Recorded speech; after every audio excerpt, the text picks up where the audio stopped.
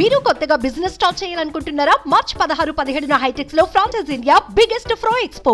Welcome to Suman TV Kothagudem. గత రాత్రి MLC కవితని తన సొంత గృహంలో అరెస్ట్ చేయడం ఏదైతే జరిగిందో ఒక్కసారిగా తెలంగాణ రాష్ట్రం ఉద్కంఠ పరిస్థితిలో నెలకొంది. ఢిల్లీ ఈడీ మరియు ఇన్కమ్ ట్యాక్స్ అధికారులు 4 గంటల పాటు కవిత గారి ఇంట్లో సోదాలు నిర్వహించి గత రాత్రి కవిత గారిని అరెస్ట్ చేసి ఢిల్లీకి ఏదైతే తీసుకుపోయిన పరిస్థితి. కొత్తగూడెం బీఆర్ఎస్ కార్యకర్తలు మరియు నాయకులు ఈరోజు ధర్నా చేయడం జరుగుతూ ఉంది. దానికి సంబంధించి వనమా వెంకటేశ్వర్ల గారు మాట్లాడుతున్నారు. వారితో మాట్లాడి ఒకసారి తెలుసుకుందాం. యావత్ దేశంలో ప్రజాస్వామ్యం కాల్దాల్చిపోవటం జరిగింది. స్వతంత్ర భారతదేశంలో ఎంతో కష్టపడి ఎంతోమంది మహనీయులు స్వాతంత్రాన్ని సంపాదించుకున్నారు. న్యాయాన్ని ధర్మాన్ని కాపాడడం కోసం ప్రాణాలు కూడా అర్పించే మహనీయులు ఉన్నారు. కుట్ర పన్ని అక్కడికి ఆ విధంగా అక్కడ మోడీ కానీ ఇక్కడ రేవంత్ రెడ్డి వీళ్ళందరూ కూడా కలిసి అక్రమ అరెస్ట్ చేయడం జరిగింది. దీన్ని పూర్తిగా ఖండిస్తా ఉన్నాం.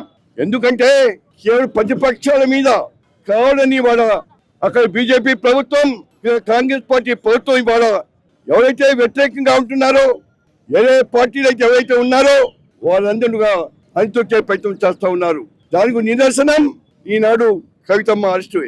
అందువల్ల ముఖ్యంగా దిగ్గజ్ కంపేర్తోని హైకోర్టు, సుప్రీంకోర్టు కూడా వాయిదా చేస్తే దాన్ని ఆస్తా తీసుకొని హైదరాబాద్ ఉటావుట్టు వచ్చి దొంగచాటుగా వచ్చి కవితమ్మ ఇంటికి వెళ్ళి భయోత్పాదక కార్యక్రమం చేసి అరెస్టు చేయడం జరిగింది.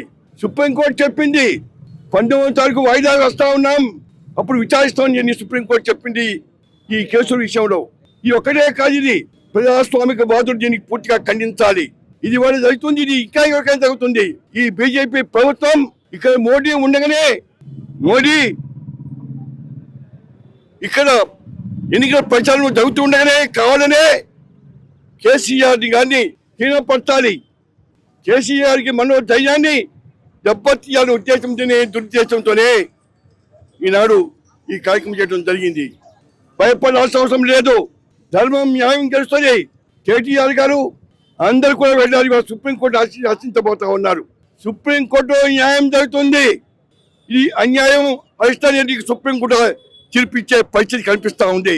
నాకు విశ్వాసం ఉంది, ఖచ్చితంగా తప్పకుండా ధర్మం న్యాయం కలిసి తీరుతుంది.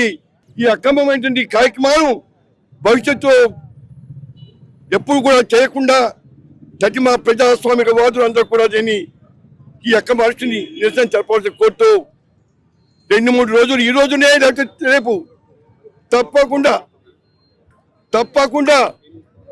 న్యాయం జరుగుతుంది. కవితమ్మ బయటపడతారు.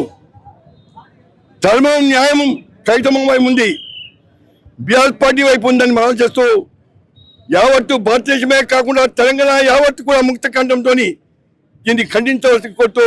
మేమున్నాం కవితమ్మ గారు, మేమున్నాం, మీ వెంట ఉంటాం. ఖచ్చితంగా తప్పకుండా భవిష్యత్తులో కూడా మీ వెంట ఉంటాం.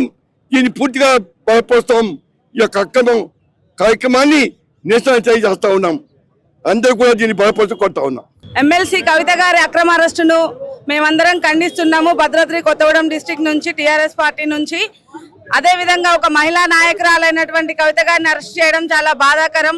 ఎందుకంటే ఇప్పుడు 19th ఆల్రెడీ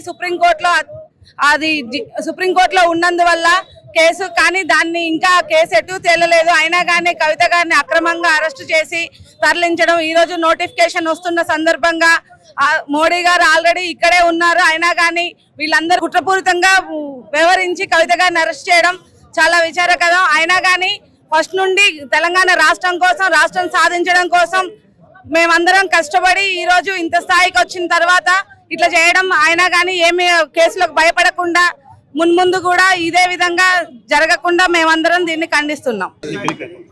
కవితమ్మ గారి అక్రమ అరెస్టుకి నిరసనగా ఇవాళ మరి గౌరవనీయులు వనమా వెంకటేశ్వర గారి నాయకత్వంలో కొత్తగూడెంలో ఈ యొక్క అమరవీరుల స్థూపం దగ్గర నిరసన కార్యక్రమం టీఆర్ఎస్ పార్టీ పెద్ద ఎత్తున చేస్తూ ఉంది. మరి ఇవాళ దేశం మొత్తం వాళ్ళ తెలంగాణ చూస్తూ ఉంది. ఇవాళ నోటిఫికేషన్ పెట్టుకొని కావాలని చెప్పి టీఆర్ఎస్ పార్టీని దెబ్బ కొట్టాలని చెప్పి రాజకీయ కుట్రలో భాగంగానే ఇవాళ పాత కేసులు ఎప్పుడో ఇవాళ బయటకు తీసి విచారణ పేరుతో ఇంటికి వచ్చి ముందే కుట్రపూరితంగా టికెట్లు కూడా ఢిల్లీకి బుక్ చేసి ఇవాళ కవితమ్మని సాయంత్రం అక్రమంగా అరెస్ట్ చేసి తీసుకెళ్లటం యావత్ తెలంగాణ ప్రజలే కాకుండా భారతదేశంలో మహిళలందరూ కూడా మహిళా బిల్లు కోసం దేశవ్యాప్తంగా తిరిగి మహిళా బిల్లును సాధించినటువంటి వ్యక్తి గౌరవనీయులు కవితమ్మ గారు. మరి అటువంటి వ్యక్తిని వాళ్ళ మహిళల్ని అరెస్ట్ చేయొచ్చో లేదో ఆ కేసు ఇంకా సుప్రీంకోర్టులో ఉంది. నల్లి చిదంబరం గారు, అదేవిధంగా బెంగాల్ మమతా బెనర్జీ గారి బంధువు ఒక ఆడమ, వాళ్ళ మీద కూడా కేసులుంటే అసలు మహిళల్ని ఈడీ పిలవచ్చో లేదో అనేది రేపు 19వ తారీఖు విచారణ ఉంది. ఈ 4 రోజులకే భాగ్యానికి వాళ్ళ నోటిఫికేషన్ ముందు వాళ్ళ బీఆర్ఎస్ దెబ్బతీయాలా, కేసీఆర్ గారిని దెబ్బతీయాలా, ప్రాంతీయ పార్టీని దెబ్బతీయాలని చెప్పి వాళ్ళ బీజేపీ పార్టీ కుట్రపూర్తి చర్య తీసుకుంది. దీన్ని యావత్తు ప్రజలందరూ ఖండించాలా. ఇమీడియట్ గా ఆమెకు బెయిల్ ఇచ్చి ఆమెను బేషరతుగా వదిలేయాలా. ఆమెను వదిలిపెట్టే వరకు ఈ యొక్క బీఆర్ఎస్ పార్టీ ఆమెకు అండగా ఉంటుందని చెప్పి సందర్భంగా మనవి చేస్తా ఉన్నాం. ఈరోజు బీఆర్ఎస్ పార్టీ మీద, కేసీఆర్ గారి మీద, మా కవితక్క గారి మీద ఈ రాష్ట్ర ప్రభుత్వం, కేంద్ర ప్రభుత్వం కుట్రలు చేసి మరి ఎప్పటి కేసునో ఈరోజు ఎన్నికల నోటిఫికేషన్ వస్తున్న సందర్భంలో మరి ఎన్నికలలో కేసీఆర్ గారి కుటుంబాన్ని దెబ్బ కొడితే మాకు లాభం జరుగుతుందని బీజేపీ పార్టీ, కాంగ్రెస్ పార్టీ కుట్ర బంది మరి నిన్న విచారణ పేరుతో కవితమ్మ గారి ఇంటికి వచ్చి ఆమెను అరెస్ట్ చేయటం జరిగింది. మరి ఈ ప్రజలందరికీ తెలుసు, తెలంగాణ ప్రాంతాల్లో మరి మోడీ ప్రభుత్వము అనేక మందిని మరి ఈడీ పేరుతోని లొంగ తీసుకొని ఈ వాళ్ళ పార్టీలలో కలుపుకొని బ్లాక్ మెయిలింగ్ చేసి వాళ్ళ పార్టీని అభివృద్ధి చేసుకునే సంగతి మనందరికీ తెలుసు.